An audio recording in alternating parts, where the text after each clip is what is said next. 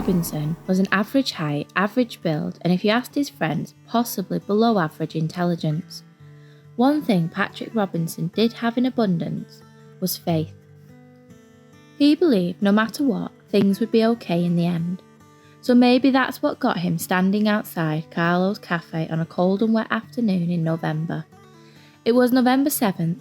He remembered the date because his friend Barney had reminded him that morning he only had until the end of the month to find a date for the dance at the hall.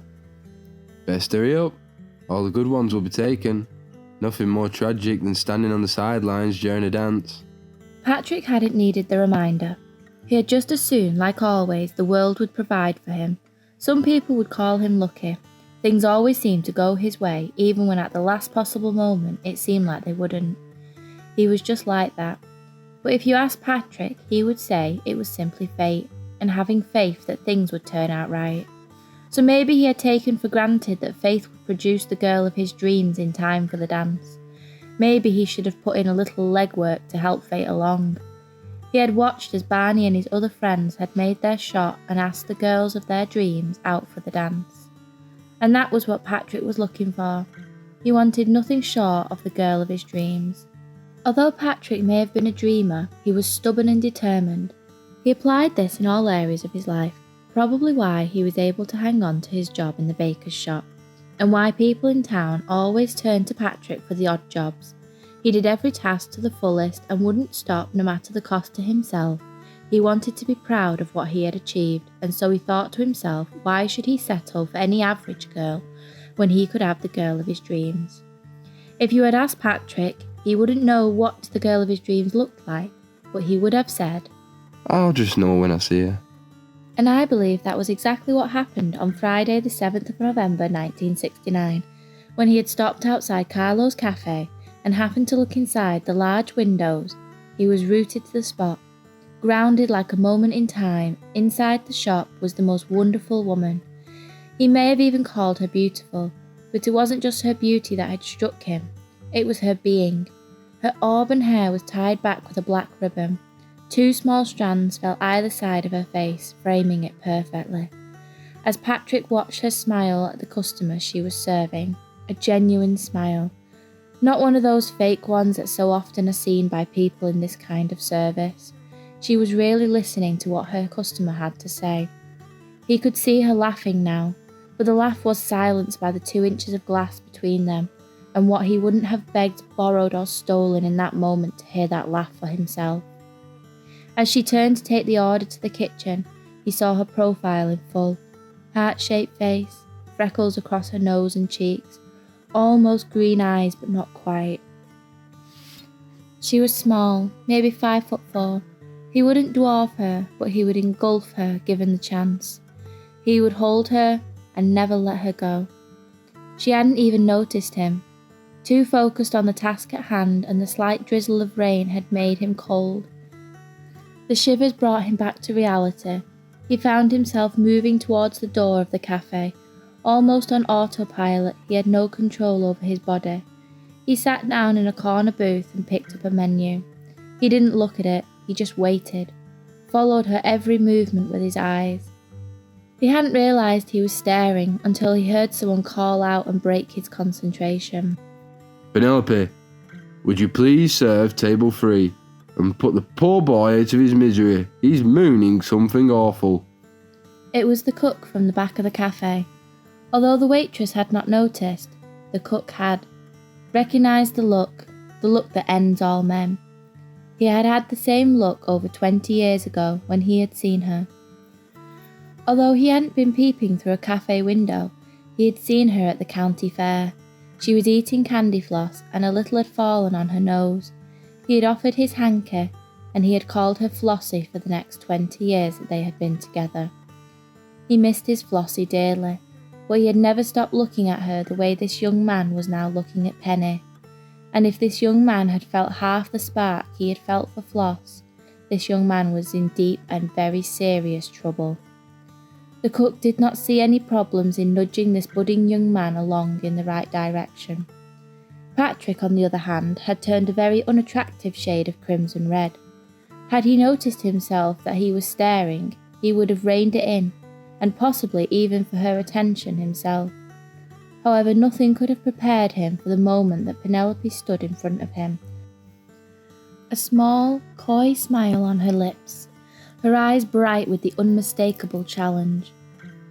One hand on her hip, the other braced against the table, she had leaned over, so close that if she had whispered a secret, Patrick would have been only one to hear. "I reckon you're a pie kind of man." Her voice was velvet. A small country twang was barely audible. The words washed over Patrick like a wave pulling him to the depths. Had he been able to think, he would have known that it was the moment he was completely, hopelessly and desperately falling in love with this woman. He managed a nod, but breaking eye contact with this lady was like trying to pull a starving man from food. He needed to see her, all of her, needed to memorize every freckle, take to heart the sound of her voice and the way her uniform barely covered the womanly figure underneath. She smiled at him, that megawatt smile that only managed to seal the fate of these two young ones. Had she known what she had done, would she have turned away? Would she have brought the pie and left it at that?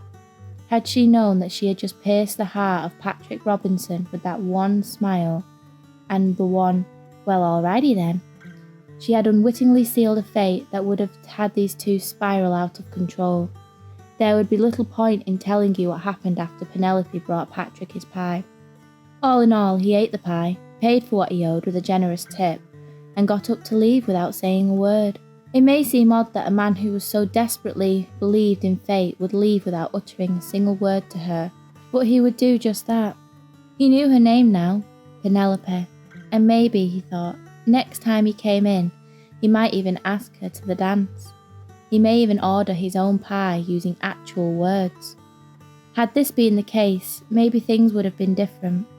Had that been the case, maybe Penelope would have been asked by somebody else, and these two may never have ended the way they did. But things don't always go to Patrick's plan, and as it so happens a lot, he allowed fate in, and fate intervened. "Aren't you going to ask for my number or nothing?" He paused for a moment, hand on the door ready to leave. He thought maybe she wasn't speaking to him, but maybe, just maybe she was. He turned. She stood maybe 4 or 5 feet away, that same hand on her hip cocked to one side, her head on a tilt like she was trying to work him out.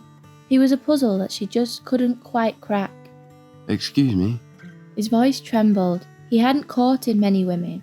Being only 19, he had found other things to occupy his mind, and the women he had courted had been mild, well-mannered, and somewhat boring.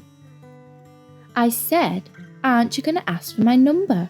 You come waltzing in, stare at me the whole time, yeah, I saw you, eat that pie, don't say boo to a goose, not utter 2 words together, and you're going to leave just like that, not even say goodbye?" She wasn't annoyed as such. Penelope Darlington was used to man's attention, but this man was different. Sure, he had stared at her the whole time, and he wasn't looking at her arse or trying to get her attention. He was happy watching her work. And when he had looked her in the eyes, she had seen he was really looking, not just at her face, but he was really looking at her. It was like someone was seeing her really for the first time. She had waited for him to ask her out, or ask her name at least, although she supposed that Carlo had taken care of that by shouting it across 3 counties. When he had finished, he was trying to leave, the first man ever to catch her eye for a change, to challenge her, to really make her think and react. He got her to smile, and he never said a word. Goodbye." Patrick never claimed to be smooth with the ladies. He never claimed to be anything more than a daydreamer, but even he had to admit that that was poor. Here was the girl of those dreams he had been talking about, and he was messing it up right good and proper. "No, not good enough. Here." She took his hand in her own and turned it palm up. Grabbing her pen from her apron, she wrote down a series of numbers. "When you find your voice, Mr. Patrick." Patrick, you put those numbers into a phone and you talk to me." She turned away, returned to her job. Patrick walked out of the cafe in a daze, and neither could tell you how the rest of the day went. Mundane as all days were back then, but one thing was sure, Patrick would speak to Penelope that night. He would speak to her every night for the next 3 weeks, and somewhere in their many phone calls, he asked her to that dance, and she had said yes. If this were a fairy tale, I would tell you they danced the night away, and Patrick would ask Penelope to marry him.